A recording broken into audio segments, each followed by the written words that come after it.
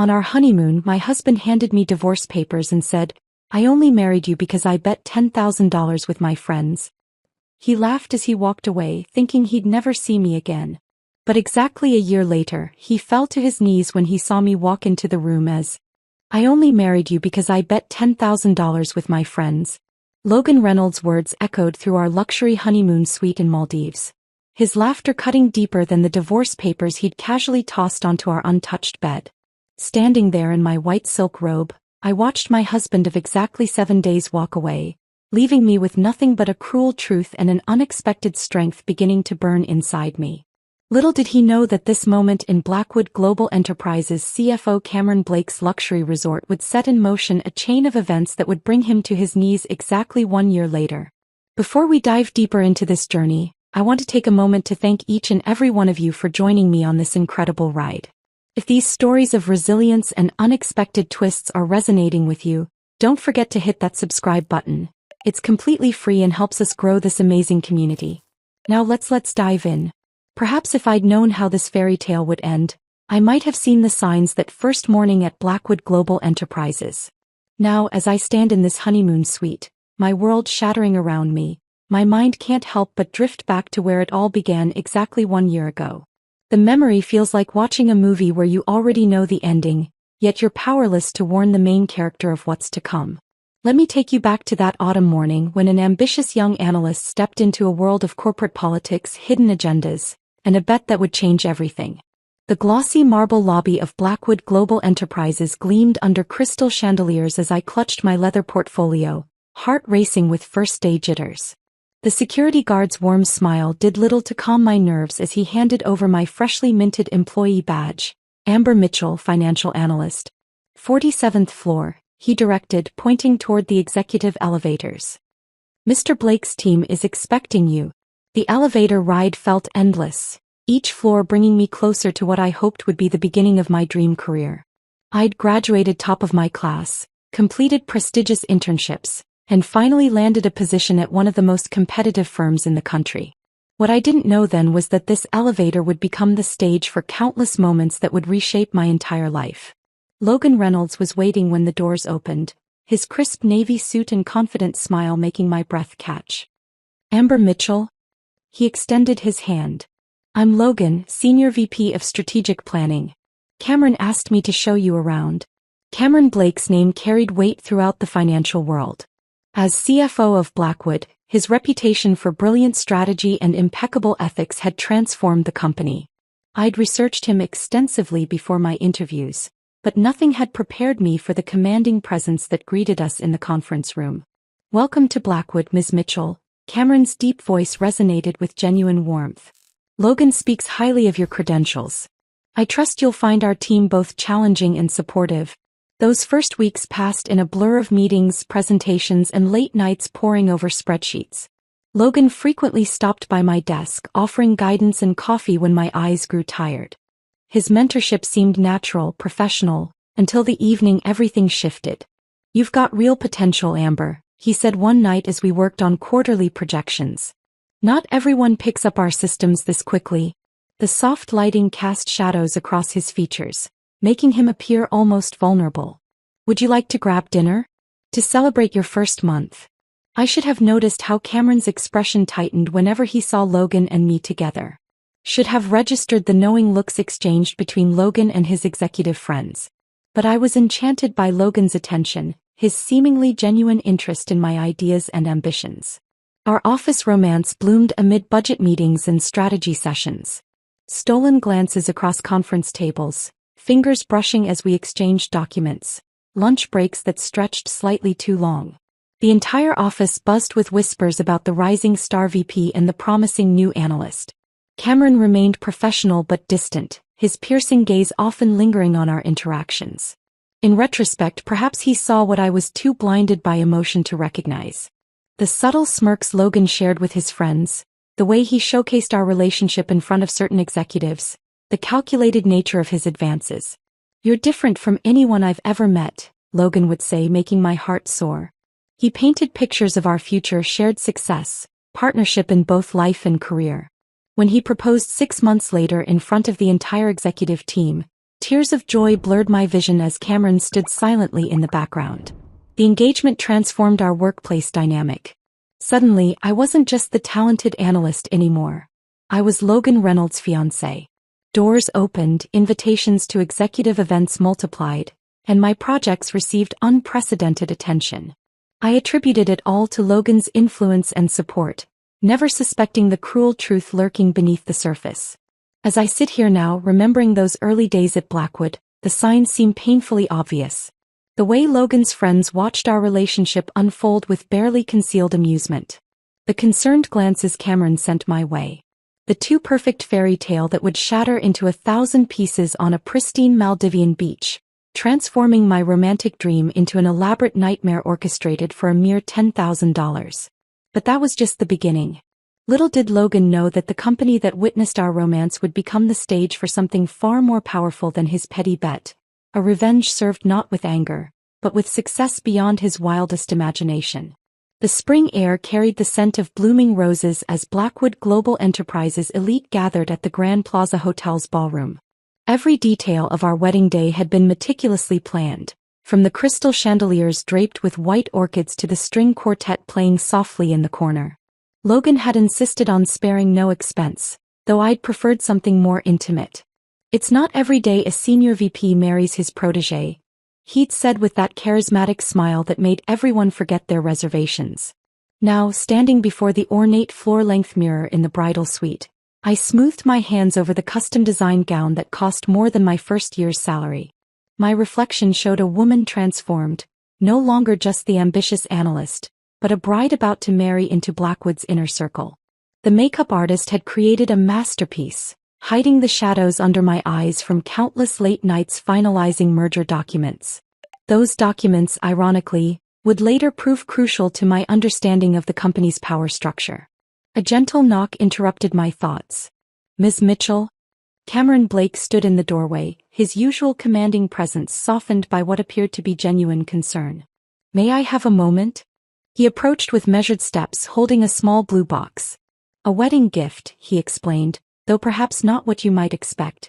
Inside lay an elegant silver key to a private office on the executive floor. "You've earned it through your own merit, regardless of today's celebrations." Something in his tone made me pause, but before I could analyze it further, my bridesmaids burst in with champagne and excitement. Cameron slipped away, his gift tucked safely in my clutch, where it would remain forgotten until that fateful day in the Maldives.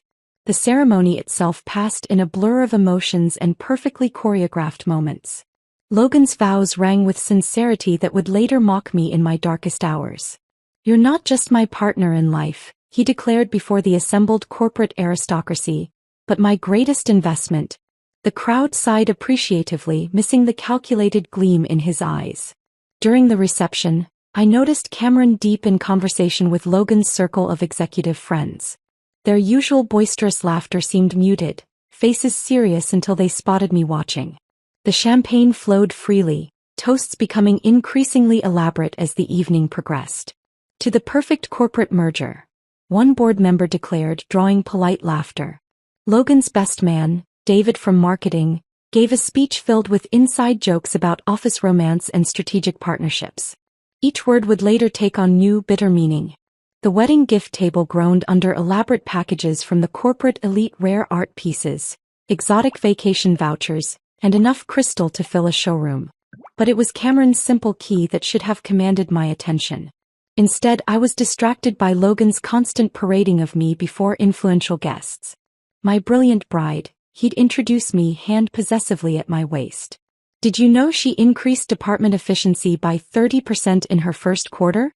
Each introduction felt less like pride and more like a sales pitch, though I couldn't understand why until much later. As the evening drew to a close, Logan's friends gathered for one final toast. Their glasses clinked with an intensity that seemed out of place for a wedding celebration. "To success," they chorused, exchanging knowing looks that I mistook for simple male camaraderie. We departed amid a shower of rose petals, bound for the Maldives in Logan's company's private jet. The cabin crew treated us with exceptional courtesy, though I caught one flight attendant giving me a strangely sympathetic glance. Perhaps she'd witnessed similar scenes before, Or maybe she simply saw what I was still blind to, a carefully orchestrated performance reaching its final act. As the city lights faded below us, I curled contentedly against my new husband's shoulder, his laptop screen reflecting yet another work email. Just finalizing some details for our return, he assured me, typing rapidly. Those details, I would soon learn, had nothing to do with work and everything to do with a bet that would shatter my world in paradise. The wedding ring felt heavy on my finger, its diamonds catching the cabin's dim light. In just 7 days, it would become a symbol not of love, but of the most expensive lesson I'd ever learn about trust, ambition, and the true nature of corporate alliances. The Maldivian resort spread before us like a postcard come to life. Crystalline waters, pristine white beaches, and our private villa perched over the tranquil lagoon. Cameron Blake's luxury property had exceeded every expectation, though I found it curious that Logan had chosen his CFO's resort for our honeymoon. The staff welcomed us with fresh coconuts and knowing smiles, leading us to the most exclusive overwater villa. "Welcome to paradise, Mrs. Reynolds," Logan announced as we entered the spectacular suite. The floor-to-ceiling windows revealed an endless horizon where turquoise waters met azure skies. I was too entranced by the view to notice him checking his phone repeatedly, responding to messages with unusual urgency. Our first day passed in a blur of luxury spa treatments and gourmet meals, though Logan seemed distracted, constantly excusing himself for urgent business calls. That evening, as I stood on our private deck watching the sunset paint the sky in brilliant hues, he finally emerged from another lengthy phone conversation, his expression unreadable. "Amber," he called, his voice carrying an unfamiliar edge. "We need to talk." I turned, still smiling, only to find him holding a manila envelope. The sunset's warm glow suddenly felt cold against my skin. "What's that?" "You're smart, Amber. It's one of the things that made you perfect for this." He approached, his designer shoes clicking against the hardwood deck. "Perfect for the bet, I mean." "Bet." The word hung in the air between us, heavy with implications I wasn't ready to comprehend. Logan's laugh cut through the paradise ambience like a blade through silk. $10,000. That's what they wagered I couldn't get you to marry me within a year. He tossed the envelope onto the outdoor dining table. "Divorce papers. Already prepared." The world tilted sideways as reality crashed through my fairy tale. "Bet on marrying me? Don't take it personally, sweetheart. You were the perfect target, brilliant enough to be impressive, naive enough to be believable."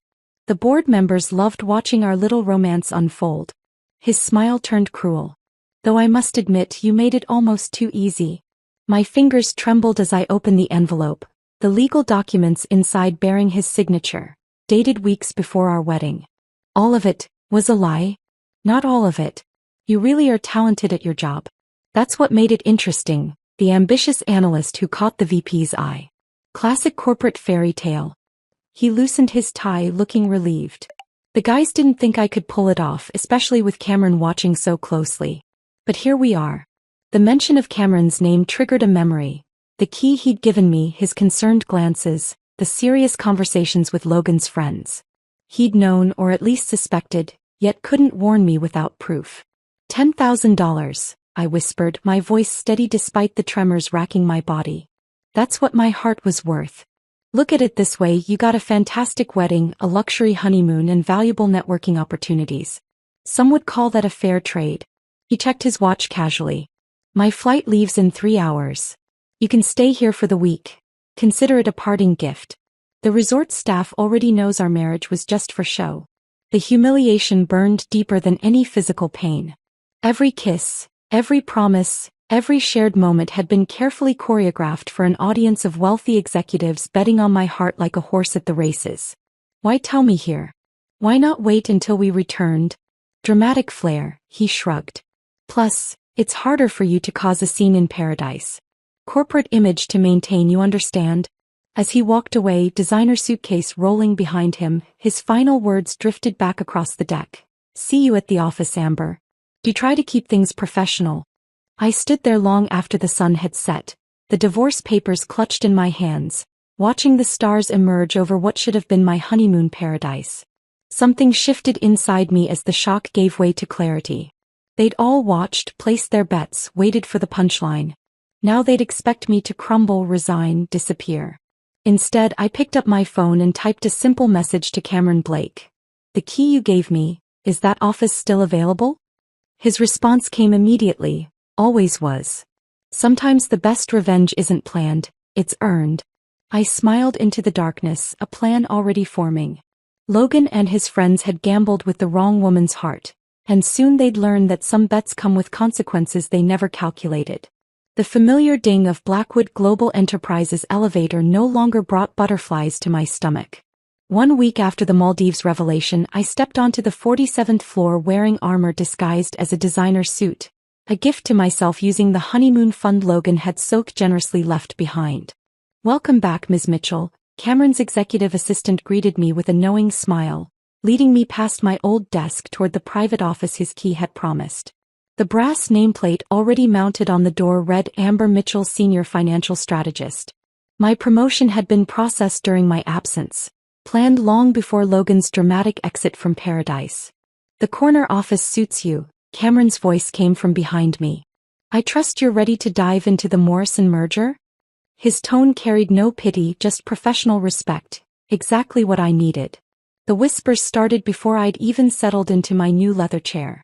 They rippled through the office like waves across that Maldivian lagoon I'd left behind. Logan's friends huddled by the water cooler, their smirks fading when they realized I wasn't running away in tears. "The quarterly projections are on your desk," I announced, striding into the morning meeting with confidence that surprised even me. Logan sat at his usual place, his momentary shock quickly masked by that practiced corporate smile. "You'll notice I've included alternative strategies for the Asian market expansion." Cameron leaned forward, genuinely interested.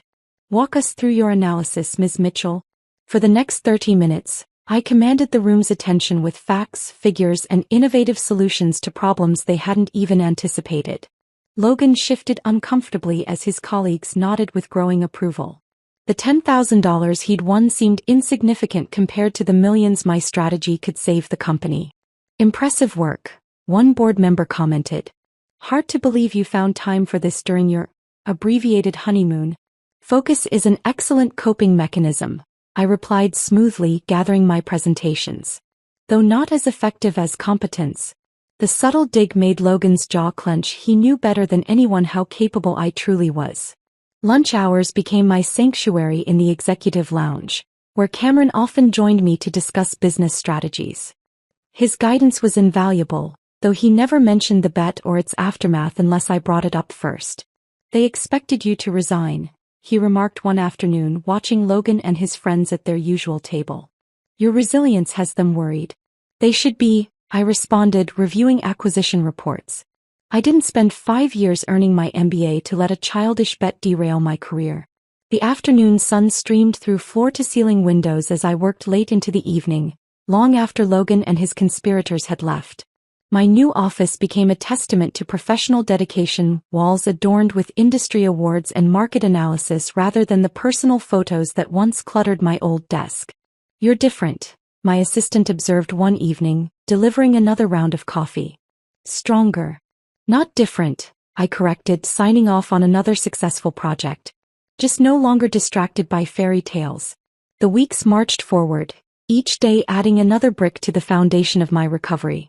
Logan's attempts to undermine my confidence fell flat against the shield of my growing success. His snide comments in meetings were met with data-driven rebuttals that left him scrambling. "The board is impressed with your performance," Cameron mentioned casually one evening. "Particularly your handling of the Morrison negotiations." I smiled, remembering Logan's frustrated expression when his proposed strategy had been overshadowed by my superior analysis. Success is the best answer to doubters. As the sun set over the city skyline, I stood at my office window, fingering the key Cameron had given me on my wedding day. The woman reflected in the glass wasn't a victim of a cruel bet, she was a phoenix rising from the ashes of betrayal, her wings made of spreadsheets and strategic planning rather than broken promises. My phone buzzed with a message from the board. My proposal for restructuring the Asian division had been unanimously approved, with one notable abstention from a certain senior VP who was quickly losing his golden boy status. Paradise Lost had become Paradise Redirected, and as I watched Logan's office light flick off for the day, I knew this was just the beginning of my response to his $10,000 gamble. 3 months after the honeymoon incident, Blackwood Global Enterprises buzzed with a different kind of energy. My successful restructuring of the Asian division had opened doors previously barred by old corporate hierarchies. The quarterly board meeting approached, and this time I wasn't just presenting, I was leading the strategic planning session. The Singapore numbers exceeded projections by 30%, I announced, standing confidently at the head of the boardroom.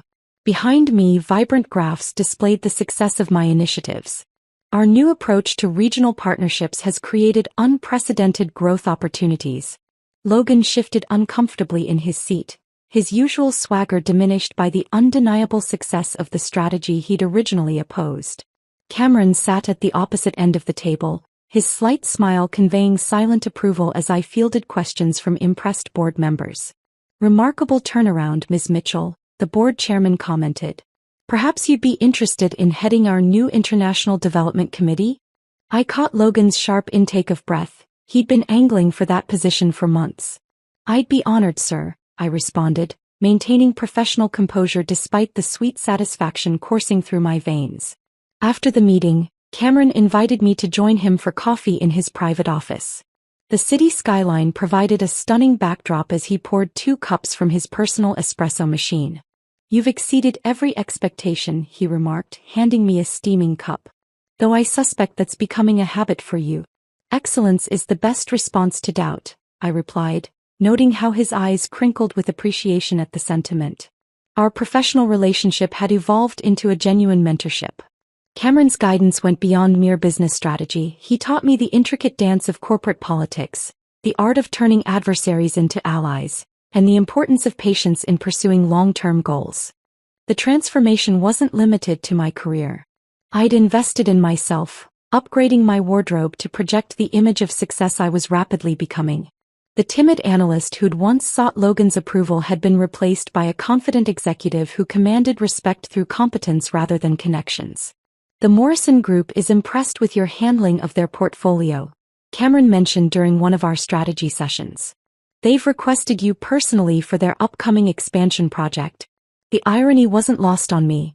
The Morrison account had been Logan's pride and joy, his ticket to the executive committee. Now it was slipping through his fingers along with his reputation for being indispensable. Late nights at the office became opportunities for innovation rather than escape. I built a team of talented analysts who shared my vision for data-driven decision-making. Together, we revolutionized the company's approach to international markets, earning recognition from industry leaders and financial publications. "Your recent success has caught the attention of our competitors," Cameron warned one evening, closing the door to my office. "Several firms have inquired about your availability." I smiled, organizing reports on my desk. "My loyalty lies with those who recognize true potential, not those who mistake it for a betting opportunity." His expression softened momentarily before returning to its professional mask. "The annual leadership retreat is next month. As head of international development, your presence is expected." The retreat where Logan had first proposed, playing to an audience of betting spectators. This year I'd return not as someone's fiancé, but as a rising star in my own right. As darkness fell over the city, I stood in my corner office, watching employees filter out for the day. Logan's light still burned in his increasingly isolated workspace. His circle of friends had dwindled as my influence grew. Success attracted allies more effectively than shared secrets. My phone buzzed with another message from a headhunter, offering opportunities that would have seemed impossible 6 months ago. I declined politely, knowing my greatest victory would come from succeeding exactly where they'd expected me to fail. "Ready for tomorrow's presentation?" Cameron asked, pausing by my door on his way out. "Always," I replied, gathering my materials. Though I suspect Logan's team might not be prepared for the changes I'm proposing. Cameron's subtle smile spoke volumes. "Some bets," he said quietly, "pay off in unexpected ways." Walking to my car that evening, I caught my reflection in the lobby's marble walls, confident, composed, and completely transformed from the woman who'd once dreamed of a fairy tale romance. The real fairy tale, it seemed, was writing itself in boardrooms and balance sheets, with success as the sweetest revenge of all. The annual leadership retreat at Lake Tahoe painted a vastly different picture from the previous year. Instead of clinging to Logan's arm as his trophy fiancé, I commanded attention through my innovative presentations and market insights. The lakeside resort, with its sprawling grounds and elegant conference facilities, provided the perfect backdrop for this new chapter.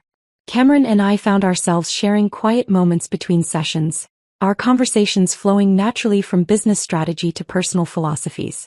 During a sunset walk along the private beach, he paused to skip stones across the calm water. "You've transformed the company's international portfolio," he remarked, watching ripples spread across the lake. "But more impressively, you've transformed yourself. Sometimes we need to be broken to discover our true strength," I replied, selecting a smooth stone of my own. It skipped 5 times before sinking beneath the golden surface. Our dynamic had shifted subtly over the months. The mentorship that began as professional guidance had evolved into something deeper, built on mutual respect and understanding. Cameron never pushed, never rushed, allowing trust to rebuild at its own pace. "Join me for dinner?" he asked one evening, after a particularly successful strategy session. The resort's restaurant has an excellent view of the sunset. Logan watched from across the lobby as Cameron held the restaurant door for me, his expression a mixture of disbelief and dawning comprehension. The $10,000 bet that was supposed to break me had instead led me to someone who saw my true worth. Over candlelight and fine wine, Cameron shared stories of his own early career struggles, revealing vulnerabilities beneath his polished exterior. "I recognized something in you from the beginning," he admitted. "A resilience that couldn't be bought or broken. Is that why you gave me the office key at the wedding? I knew you'd need a sanctuary, not a shoulder to cry on." His honesty was refreshing after Logan's elaborate deceptions. "Though I never imagined you'd transform that sanctuary into a command center for corporate revolution." Weeks after the retreat, our working dinners became more frequent, each conversation revealing new layers of connection. Cameron's genuine interest in my ideas and unwavering support of my ambitions stood in stark contrast to Logan's superficial charm. "The board is considering several changes to senior management," Cameron mentioned during one such dinner. "Your name features prominently in those discussions." I smiled, remembering the nervous analyst who'd once thought marriage to a VP was her path to success. Life has a way of exceeding our original aspirations. The gossip mill churned with speculation about our growing closeness, but this time I didn't care. What was building between Cameron and me felt real, substantial, everything my relationship with Logan had pretended to be. During a late-night strategy session in his office, Cameron finally addressed the elephant in the room. "I've watched you rebuild yourself from the ashes of betrayal," he said softly. "And in doing so, you've built something I never expected to find in the corporate world: genuine connection."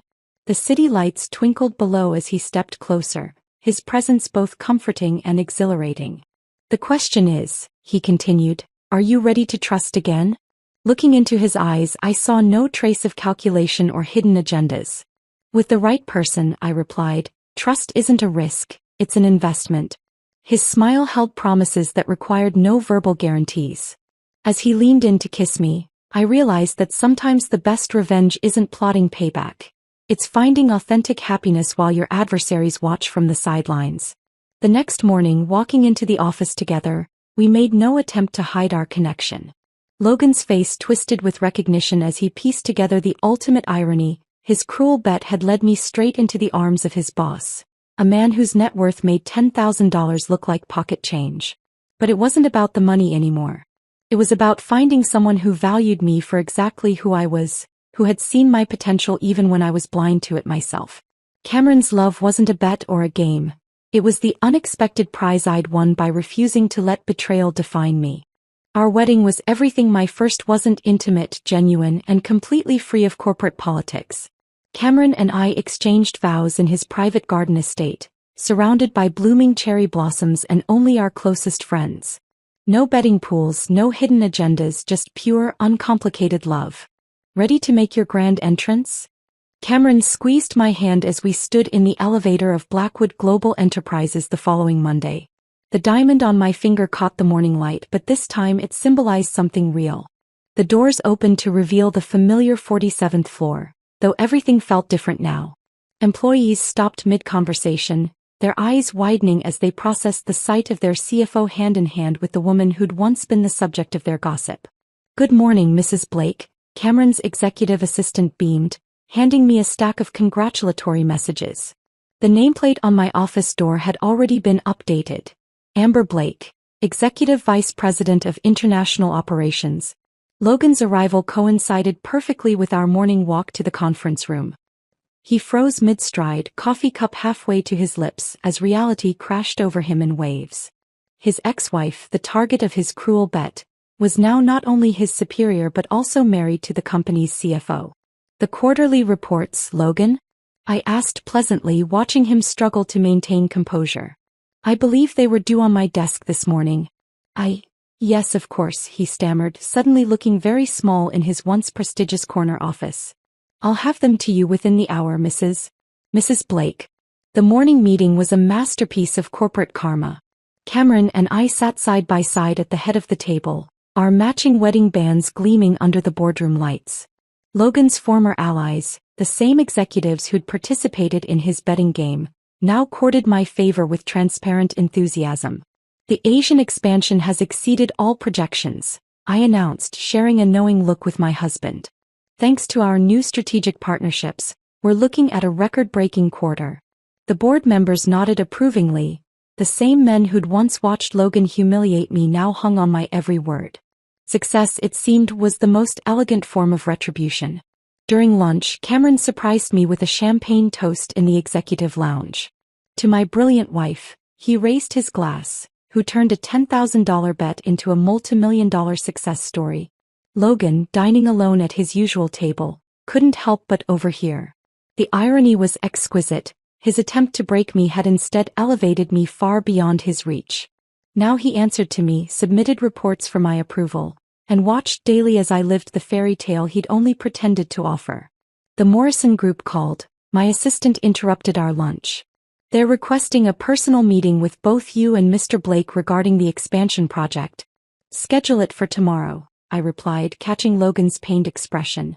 The Morrison account, his former crown jewel, now reported directly to me. As the day drew to a close, Cameron and I stood in his office, watching the sunset paint the city skyline in shades of gold. "Having any regrets?" he asked, wrapping his arms around my waist. "Only that I didn't see you sooner," I smiled, leaning back against him. "Though sometimes the longest routes lead to the best destinations." Through the glass walls, I could see Logan working late, probably trying to salvage what remained of his reputation. The $10,000 he'd won now seemed like pocket change compared to what he'd lost: his status, his influence, and most importantly, a woman who'd transformed betrayal into triumph. "Ready to head home?" Cameron asked, gathering his things. "Home, our shared mansion in the hills. Another upgrade from the apartment I'd once shared with Logan." "Actually," I smiled, straightening my designer suit, "I have one last meeting. The board is reviewing senior management positions, and I have some recommendations to discuss." Logan's light was still on as we passed his office. He looked up just in time to see Cameron kiss me goodbye, a final reminder that some bets come with consequences far beyond their initial stakes. The following weeks at Blackwood Global Enterprises became a masterclass in poetic justice. Each morning, Logan would arrive to find his world slightly smaller, his influence incrementally diminished.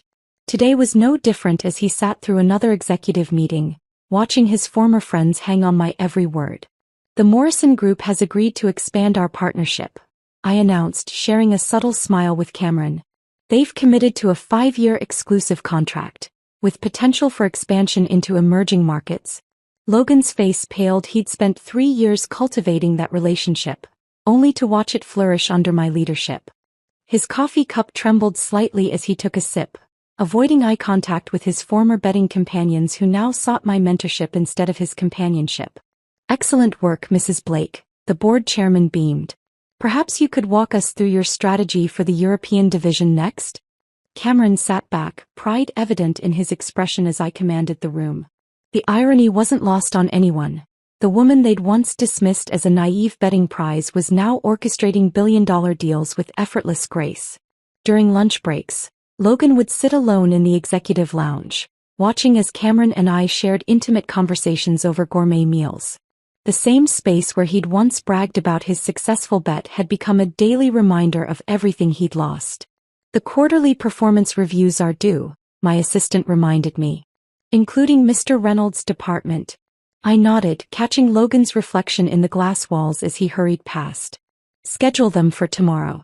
I believe Mr. Reynolds could benefit from some constructive feedback. The review session was professional yet pointed. Logan squirmed in his chair as I outlined his department's declining performance metrics.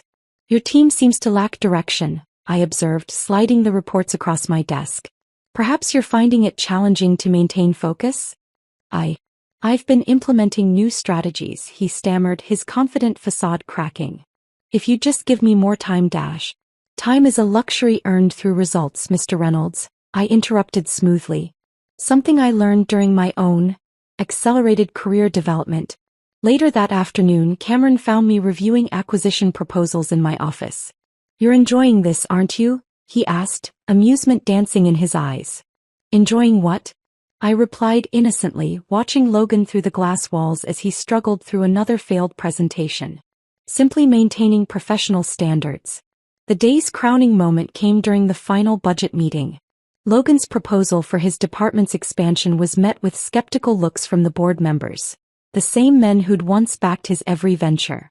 Perhaps, I suggested, perfectly poised, we should consider reallocating those resources to more promising initiatives.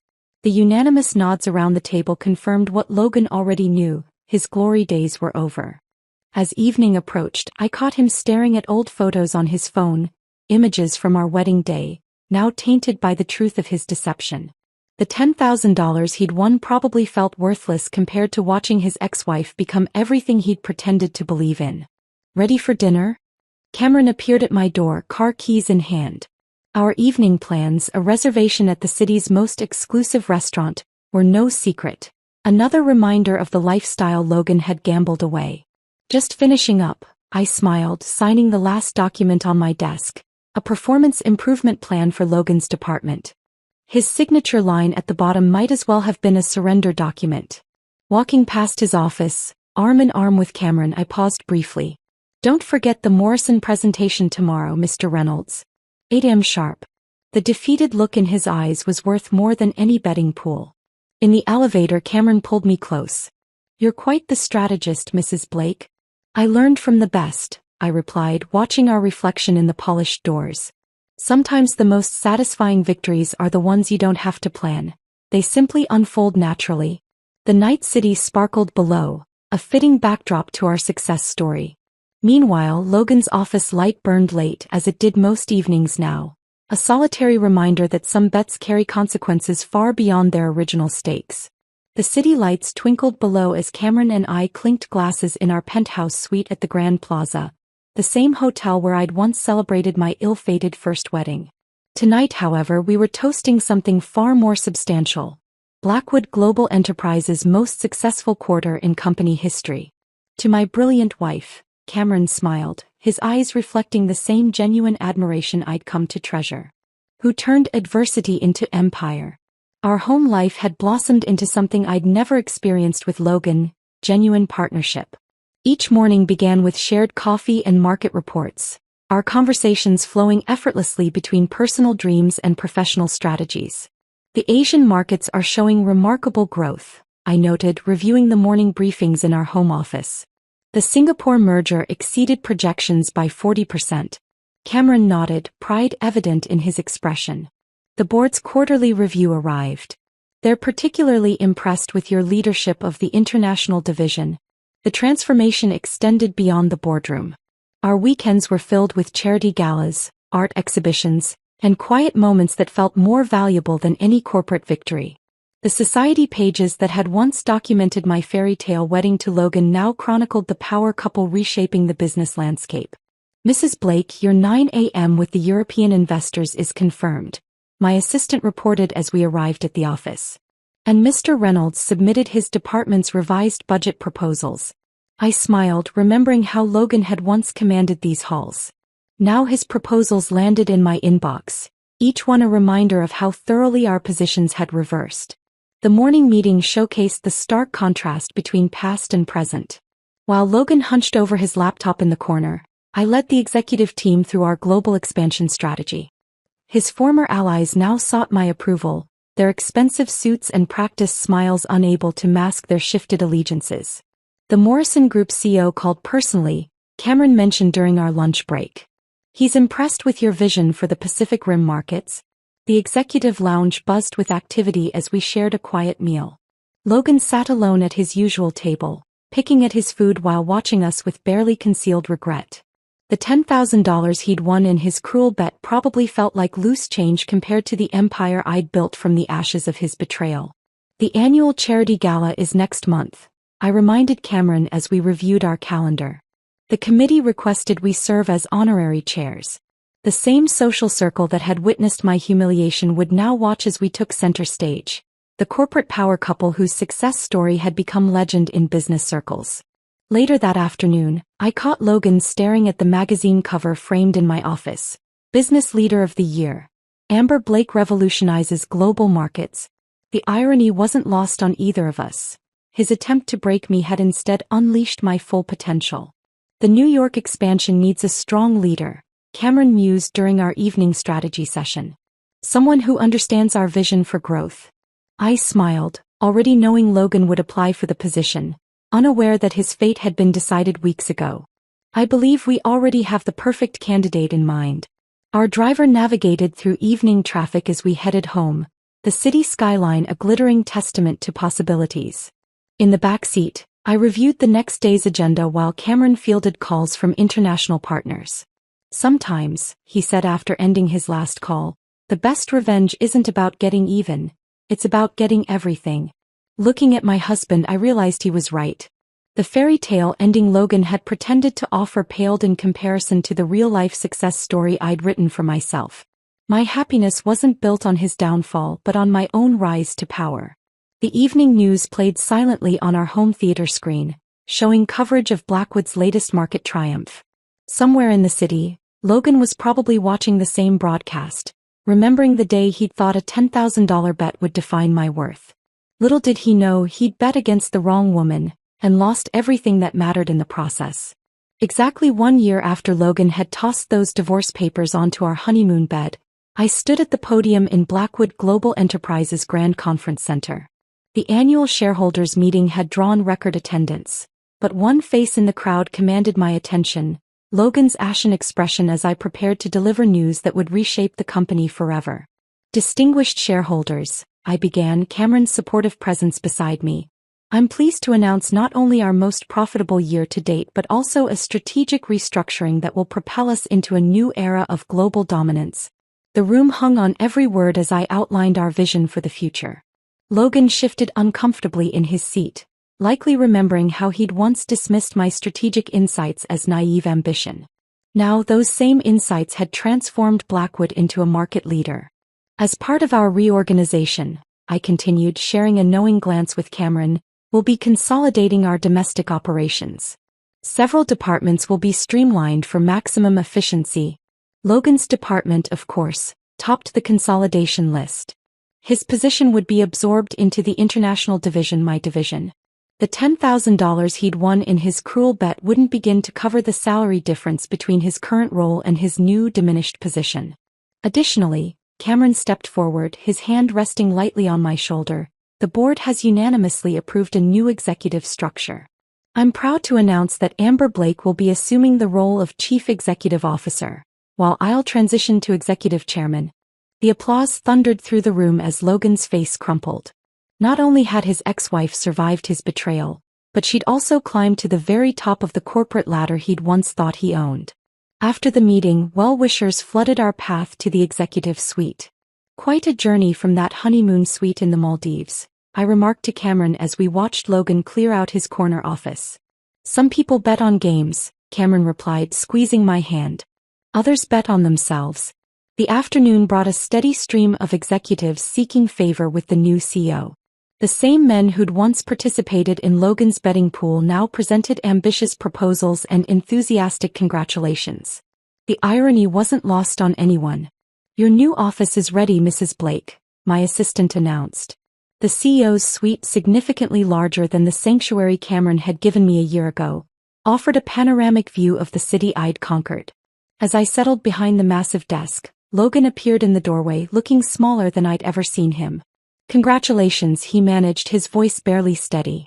"I suppose I should thank you for not terminating my position entirely."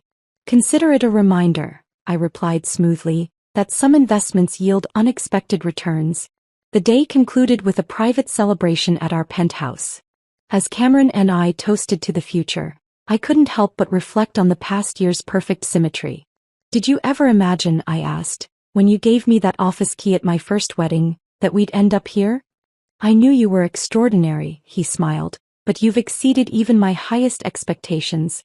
The evening news highlighted Blackwood's historic announcement, the youngest female CEO in the company's history, orchestrating its most successful year ever.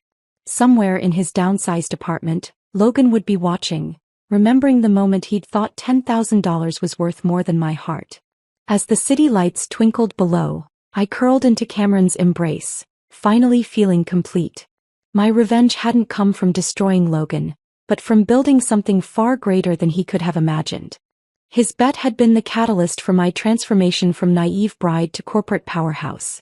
"Happy anniversary," Cameron whispered, referring not to our wedding but to that fateful day in the Maldives when one door had closed and another had opened. "To living well," I replied, raising my glass to the future we'd built together, a future far more valuable than any bet could measure. 5 years after that fateful day in the Maldives, I stood before a packed auditorium at Harvard Business School, delivering the commencement speech to eager graduates. My story had become a case study in their curriculum, the Blake method, turning setbacks into success. The irony wasn't lost on me as I spotted Logan's name in the footnotes, not as a business leader, but as a cautionary tale.